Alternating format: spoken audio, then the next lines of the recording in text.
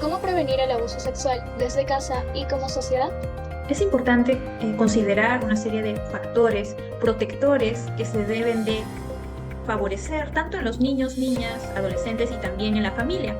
Entonces, vamos a ver en este primer grupo, en los niños, niñas y adolescentes, que va a ser importante favorecer el conocimiento de los derechos sexuales y reproductivos. Para ello, tienen que tener alcance de cuáles son las partes de su cuerpo, por ejemplo, del sistema reproductor. Mencionar esas partes por su nombre, ¿no? Y que los padres puedan nombrarlos, por ejemplo, ¿no?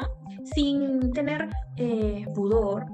El nombre de pene, de vagina, porque notamos muchos casos en los que al evidenciar vergüenza por llamar esas partes del cuerpo como corresponde, el niño, cuando tiene algún tipo de vivencia asociada a que alguien puede estar tocándole o siendo víctima de abuso, le va a generar aún más vergüenza y rechazo, porque no va a ver como algo que los padres naturalicen en el hogar y en la comunicación, ¿no? Cuando corresponda.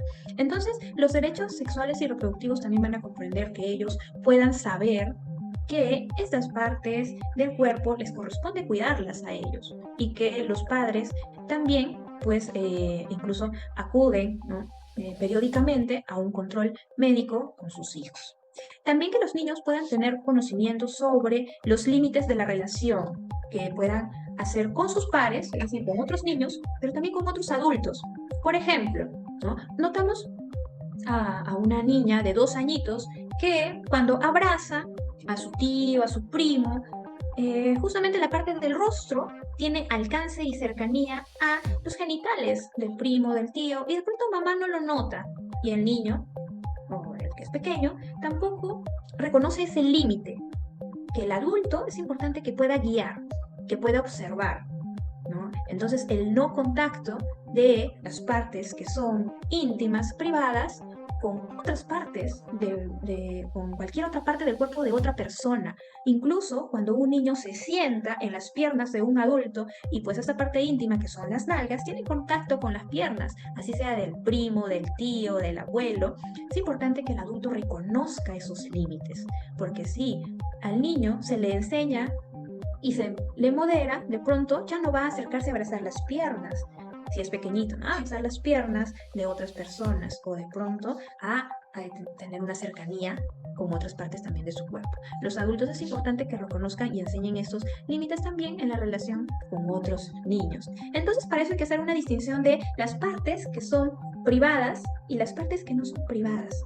Que reconozcan las partes privadas que son, por ejemplo, que no se pueden tocar por nadie, ¿no? Que son los labios, en la mujercita los senos, ¿no? La vagina, las nalgas y también en el varón, ¿no? También de forma similar, los labios, también el pecho, ¿no? El pene, también las nalgas, ¿no? Las piernas incluso, ¿no? Que son partes que de ninguna manera otras personas pueden tener acceso.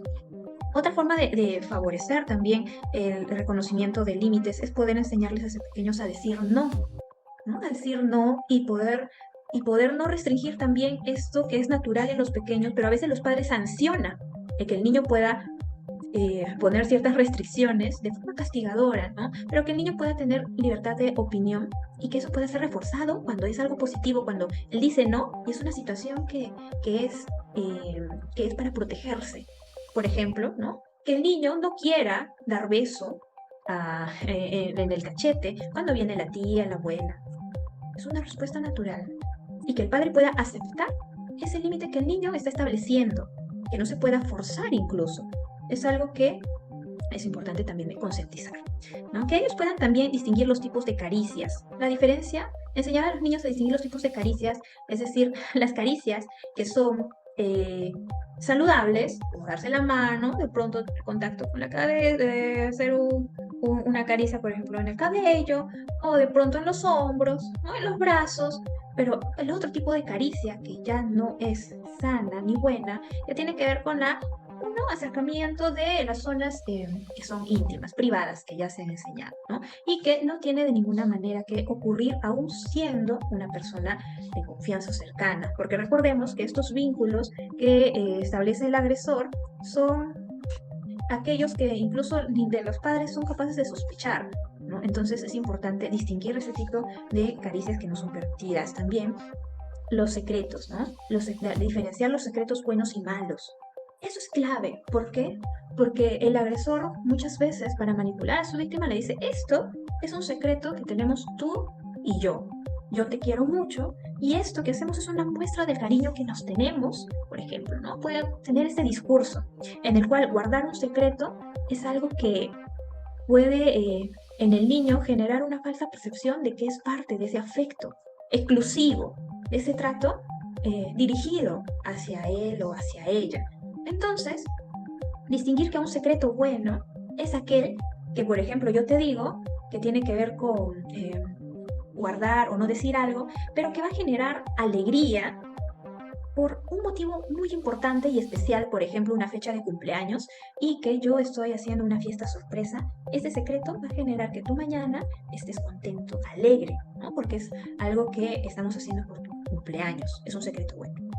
Un secreto malo es aquel que no tiene que ver con un motivo o una fecha importante, sino que puede generar otro tipo de reacciones que están asociadas al placer o al sentimiento de sentirse queridos, entre comillas, porque en realidad la manipulación está ahí presente, ¿no? Y al niño se le hace sentir que es parte de ese juego de seducción y puede el niño sentir también que es responsable de incluso obtener placer por eso. Entonces, los agresores se valen también de ese sentimiento de culpa que luego pueden llegar a generar, ¿no? Y por último, en el niño es importante, y por último y no menos importante también, que ellos tengan, incluso desde los 5 años, ya la concepción de lo que es un abuso sexual. Es decir, dependiendo a la etapa de desarrollo, desde ya los 5 años, ellos pueden saber que el abuso sexual es una situación o una forma también de violencia en la cual hay un agresor, ¿no? Que manipula, que engaña, que seduce, ¿no? a su víctima y en la cual pues teje una relación, ¿no? de poder.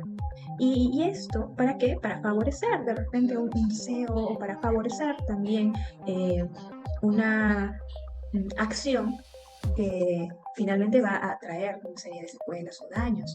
Entonces, en los niños es importante favorecer la concepción de cuáles son incluso los tipos de abuso sexual, ¿no? Desde los tocamientos, incluso conocimiento de lo que es una violación, porque en las noticias ellos ya tienen alcance y lo ven. Y eso es muy importante también de poder concientizar, ¿no? Desde pequeñitos, pero ya desde el conocimiento incluso de su propio cuerpo, secretos, partes privadas, no privadas. Y que puedan ellos también identificar, ¿no? Que incluso las personas que pueden ser de mayor confianza o aparentar ser muy cercanas, pueden llegar también a tener estas intenciones de hacer daño. Y por otro lado, desde la familia, ¿qué se puede hacer con los padres para prevenir el abuso y qué pueden hacer ellos también, ¿no? Es importante, en primer lugar, establecer un vínculo de confianza. Sabemos que cuando hay una situación de abuso sexual, la confianza se rompe.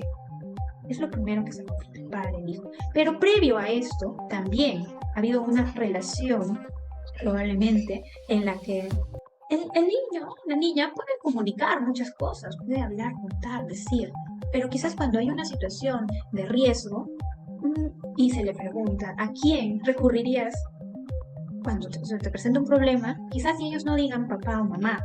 ¿Por qué? Porque sienten que papá y mamá probablemente con sus propios problemas no pueden gestionarse, no pueden regularse, no pueden calmarse. Entonces, eso también va a ser importante, establecer la confianza y que puedan también ellos, los padres, regular sus propias emociones para contener a sus hijos ante cualquier situación pequeñita. Y ellos pueden recurrir también cuando ocurra este evento, ¿no? Cuidar su cuerpo, que los padres puedan favorecer la autoestima, la valoración también personal, ¿no? Que puedan también favorecer actividades recreativas, musicales, deportivas, que puedan también generar un clima de disfrute hacia la vida, hacia la unidad familiar. Pero qué importante también la comunicación y que esta permita que el niño sienta que el adulto es una figura que va a proteger, no que el niño tiene la responsabilidad de proteger y cuidar, sino que el adulto transmita esta imagen también de contención y de calidez también.